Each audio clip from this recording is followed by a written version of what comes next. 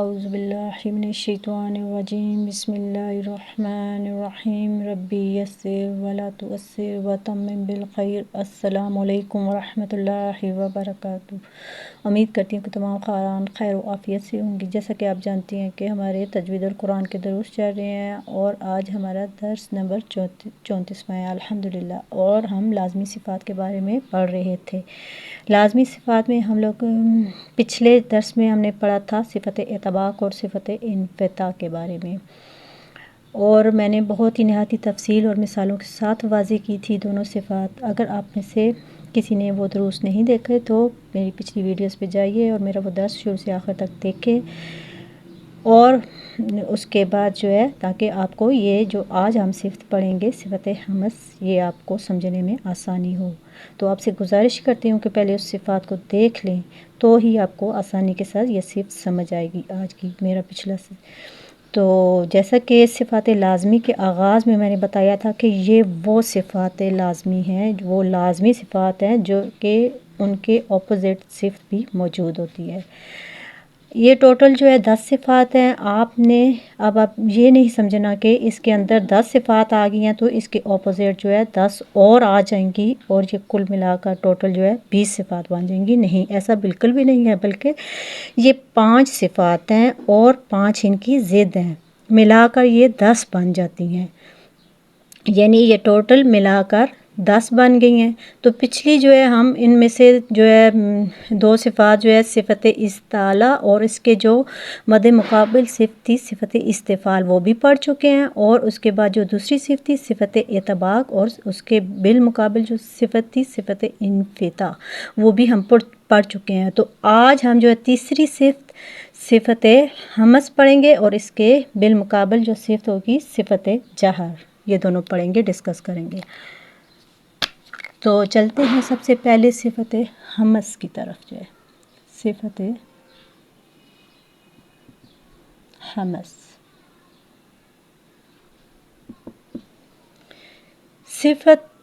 صفت حمس کی صفت پڑھتے وقت جو ہے سب سے پہلے جو ہے آپ کو یہ سمجھنا چاہیے کہ اس کی اپوزٹ جو ہے، جب آپ یہ اس صفت کو پڑھیں گے صفت حمس کو، تو اس کی جو اپوزٹ صفت ہوگی صفت جہر، وہ آپ کو جو ہے بہت ہی آسانی سے انشاءاللہ تعالی سمجھ آ جائے گی۔ بس صرف آپ نے صفت حمس کو آسانی سے بہت سوچ سمجھ کر اور دل لگا کر اس کو جو ہے سمجھنا ہے، تو دوسری جو اس کے بالمقابل صفت ہوگی صفت جہر وہ آسانی سے آپ کو سمجھ آ جائے گی۔ تو سب سے پہلے اس کا جو ہے ہم صفت حمس کا جو ہے لغوی معنی اور اصطلاحی معنی جان لیتے ہیں۔ اس کا لغوی معنی سب سے پہلے ہم جانتے ہیں،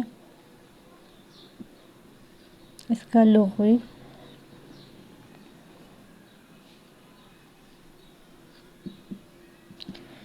لغوی معنی ہے پستی، اور اس کے ساتھ ہی اس کا اصطلاحی معنی کیا ہے؟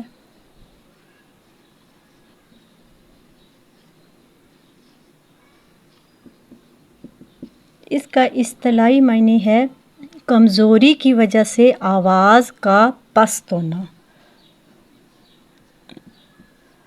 کمزوری کی وجہ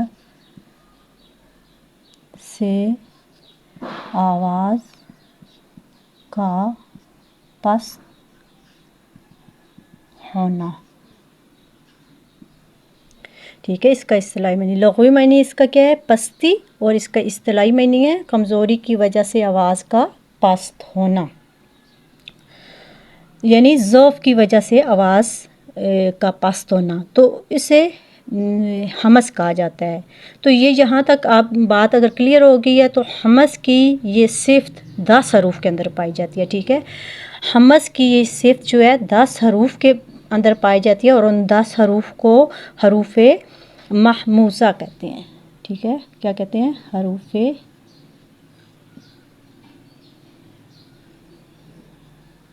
محموزہ۔ حروف محموزہ کون سے ہیں؟ یہ حروف محموزہ جو ہے مطلب ایک کلمے کے اندر بند ہیں، اور ان کا ایک مجموعہ ہے۔ سب سے پہلے میں آپ کو اس کا مجموعہ بتا دوں، فَحَسَّهُ شَخْصٌ سَكَتَ، فَحَسَّهُ شَخْصٌ سَكَتَ، ٹھیک ہے، اس کا مجموعہ کیا ہے؟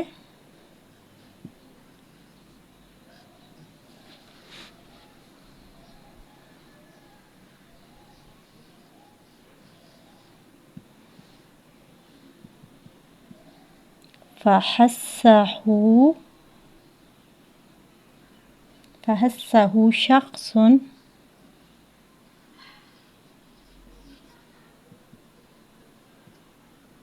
شخص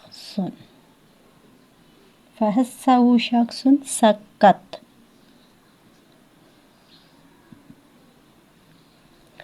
فحسه شخص سکت.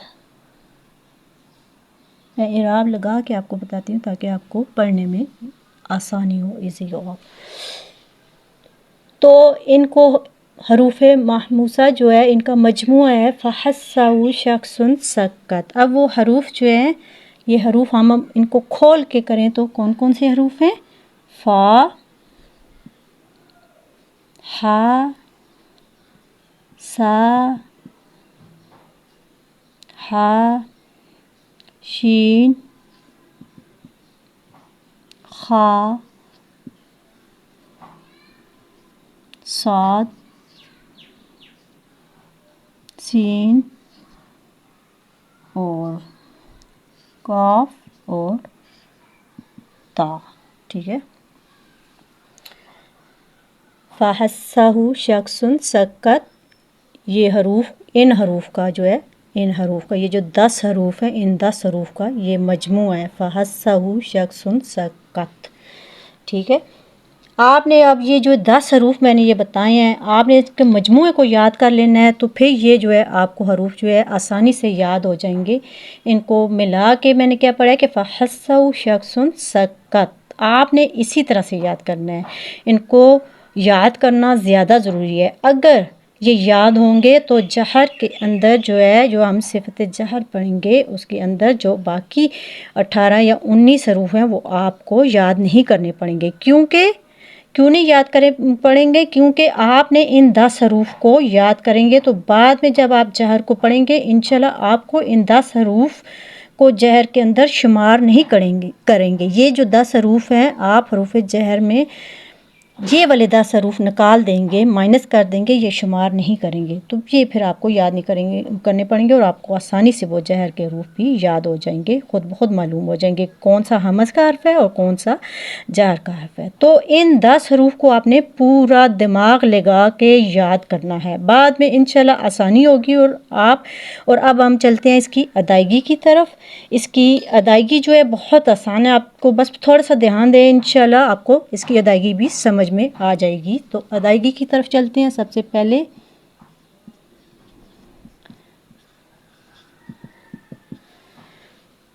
ہمز کی ادائیگی کے وقت کیا ہے؟ ہمز کی جو صفت ہمز ہے اس کی ادائیگی کے وقت ان کے مخرج کی آواز اس طرح کمزوری سے ٹھہرتی ہے کہ سانس جاری رہتا ہے اور آواز پست ہوتی ہے.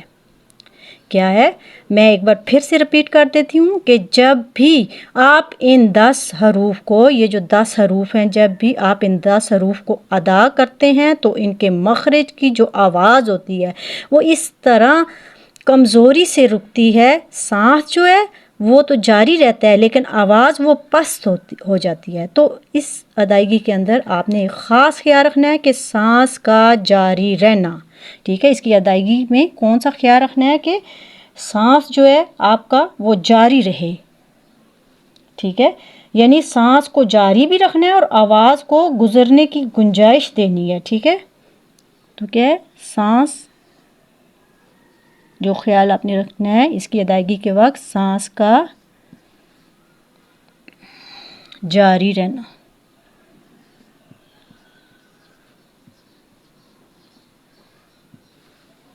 ٹھیک ہے، یعنی سانس آپ کا جاری رہنا چاہیے کیونکہ جب بھی حروف محموسہ کو ادا کرتے ہیں تو ان میں تھوڑی سی پستی ہوتی ہے، تھوڑا سا ضعف ہوتا ہے، کمزوری ہوتی ہے، لیکن سانس جو ہے برقرار رہتا ہے، سانس جاری رہتا ہے، یعنی ایئر فلو بند نہیں ہوتا، ایئر فلو جو ہے پاس ہوتا ہے، ہوا گزرنے کی گنجائش رہتی ہے.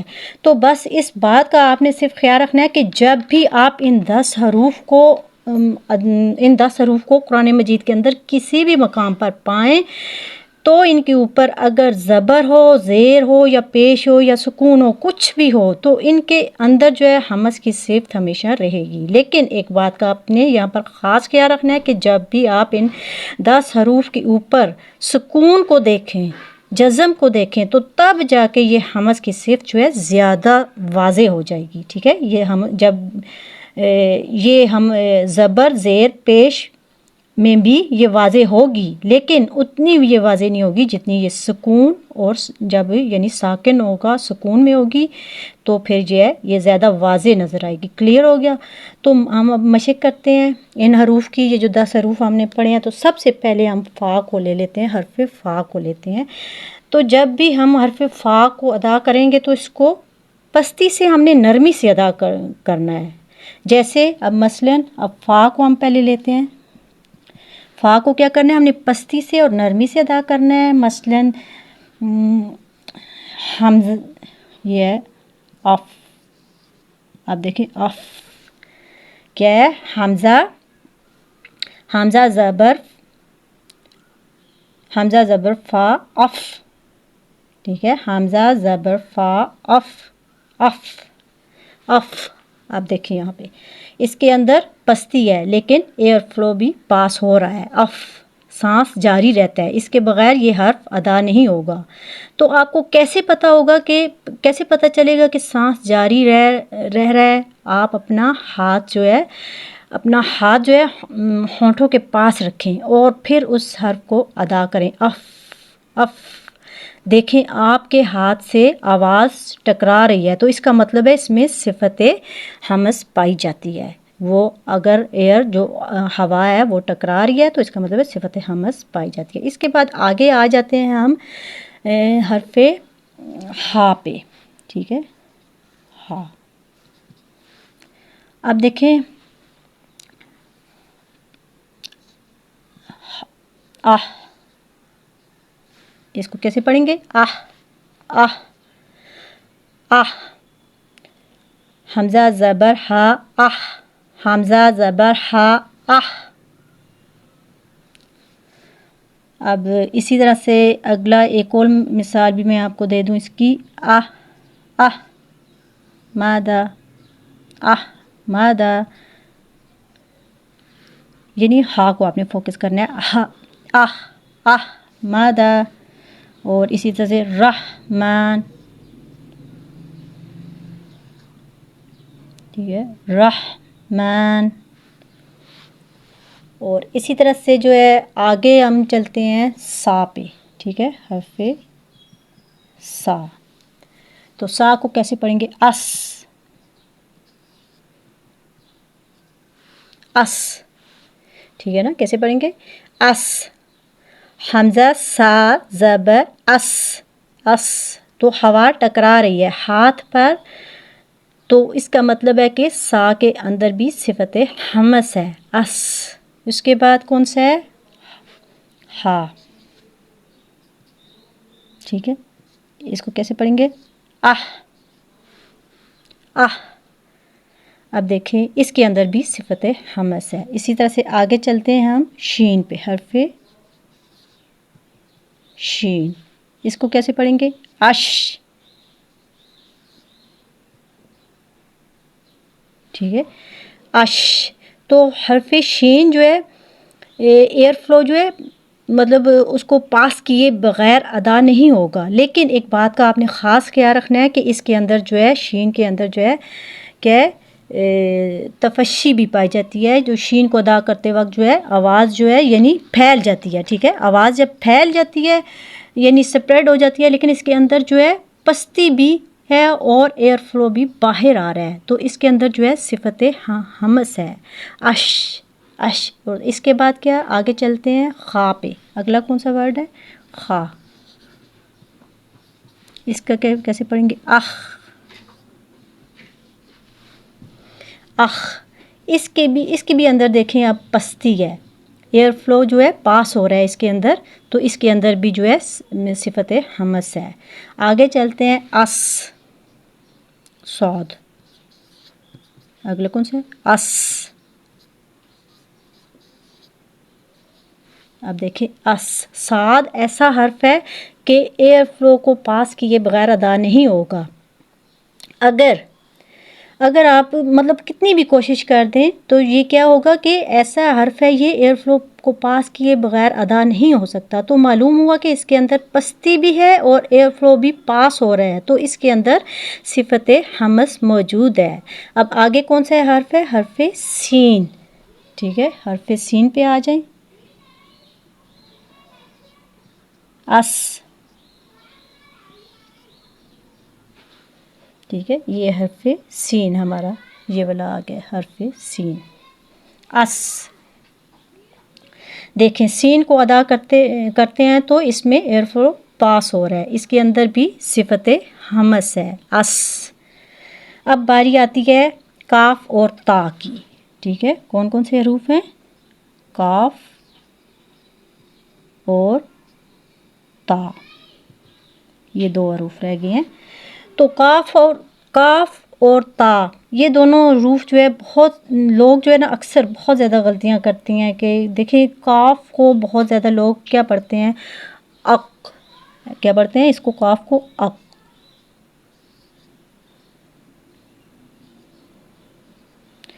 अब देखिए यहाँ पे ये अक जो कि गलत है, अक ये नहीं पढ़ा जाता, अक। काफ के अंदर आपने सख्ती बिल्कुल भी नहीं लानी, सख्ती पैदा नहीं करनी, काफ को आपने बिल्कुल नरमी से अदा करना है, यानी पस्ती से अदा करना है। और सबसे बड़ी बात, आपने जो है एयर फ्लो को पास करना है। तो जैसा कि आपने सुना होगा कि अरब के कुरा जो है हज़रात जब नमाज़ पढ़ते हैं तो जब भी अल्लाह अकबर जो है अदा करते हैं तो कैसे अदा करते हैं? अल्लाहु अकबर। अब देखें अक जो है ना अकबर, इसको नरमी से अदा करते हैं। क्या पढ़ते हैं जब? अल्लाहु अकबर। तो यहाँ पे काफ को जो है नरमी से अदा करना है, अल्लाहु अकबर। अक नहीं पढ़ना, अकबर। ठीक है ना? तो इसी तरह से आज़ान में जो है ये अक्सर आपको सुनने में मिलेगा कि बिल्कुल जो है काफ को जो है आपने नरमी से अदा करना है और थोड़ा सा एयर फ्लो को भी पास करना है। तो ये सिर्फ जो है इसको आपने नरमी से और एयर फ्लो को पास करते हुए अदा करना है। इसके बाद बारी आती है ता की। ठीक है, ता की आती है। ता के साथ भी आपने जो है सेम यही पोजीशन रखनी है, ऐसा ही करना है। ता को नरमी से अदा करना है, एयर फ्लो को पास करना है, जैसे अत। अब यहाँ पे जो है यहीं पे मैं मिसाल लिख देती हूँ, अत, ता के नीचे ही। ठीक है ना? अत, अत। देखें आखिर में जो अत, ये आखिर में जो आवाज़ आ रही है तो एयर फ्लो पास हो रहा है, इसको नरमी से अदा करना है।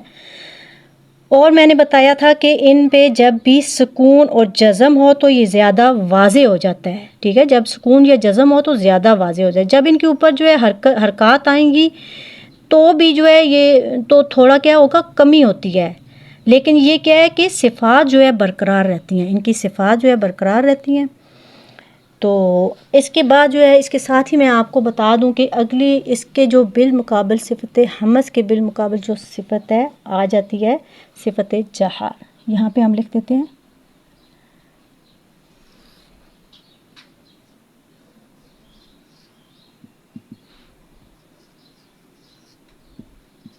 सिफत जहर।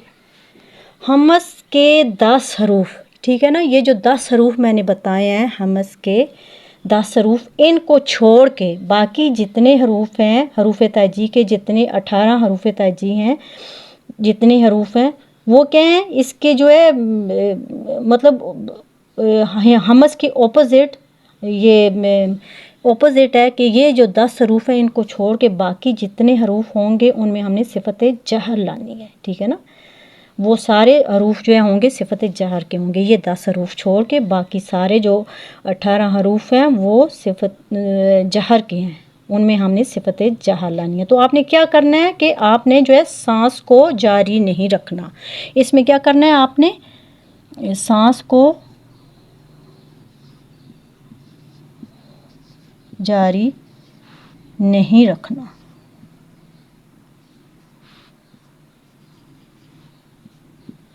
अब देखें جو صفت ہمس میں ہم نے کیا پڑھا تھا کہ سانس کو ہم نے جاری رکھنا ہے، ٹھیک ہے نا، اور سانس کو جاری رکھنا ہے اور آواز اور ہوا گزرنے کی گنجائش بھی ہم نے دینی ہے، لیکن یہاں پہ کیا کرنا ہے کہ سانس کو جاری نہیں رکھنا ہے۔ اس کے بالمقابل جو صفت آ گئی ہے صفت جہر، وہ کہتی ہے کہ نہیں بھائی میرے حروف جب ادا ہوں گے تو اس میں آپ نے سانس کو جو ہے جاری نہیں رکھنا ہے، ٹھیک ہے نا۔ مثلاً اب میں اس کی مثال آپ کو دے دوں تو آپ کو مزید واضح ہو جائے گا، بلکہ میں آپ کو مزید جو ہے آسانی کے لیے یہ بتا دوں کہ آپ نے سانس کو جاری نہیں رکھنا، اس کو مزید آسان الفاظ میں بیان کر دوں کہ صفت جہر کہتی ہے کہ آپ نے میرے حروف پہ بریک لگانی ہے، تھوڑا سا بریک لگا کے تو پھر ادائیگی کرنی ہے۔ اب مثلاً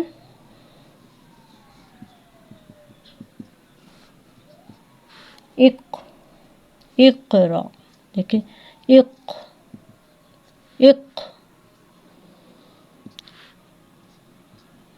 اقرا، ٹھیک ہے، اقرا۔ اب دیکھیں یہاں پہ اقرا، یہاں پہ تھوڑی سی بریک لگانی ہے، آپ نے یہ قوف کو آپ نے فوکس کرنا ہے، بریک لگانی ہے اور اس کے بعد جو ہے آپ نے ادائیگی کرنی ہے اقرا۔ اور اسی طرح سے ابواب،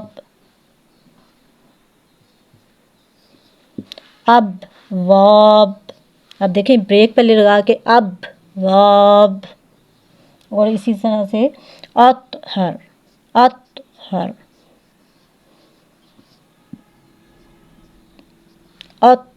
یہاں پہ بریک لگا کے اور اس کے بعد جو ہے آپ نے ادائیگی کرنی ہے، یعنی اس میں سانس کو جاری نہیں رکھنا۔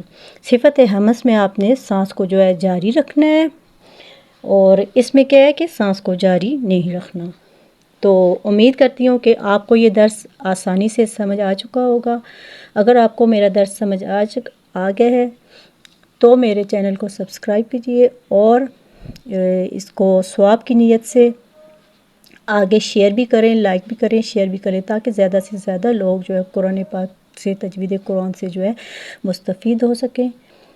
تو اگلی ویڈیو تک کے لیے اجازت چاہتی ہوں، تب تک کے لیے اجازت، دعاؤں میں یاد رکھیے گا، خوش رہیں، سلامت رہیں، حفاظت میں رہیں۔ والسلام علیکم ورحمۃ اللہ وبرکاتہ۔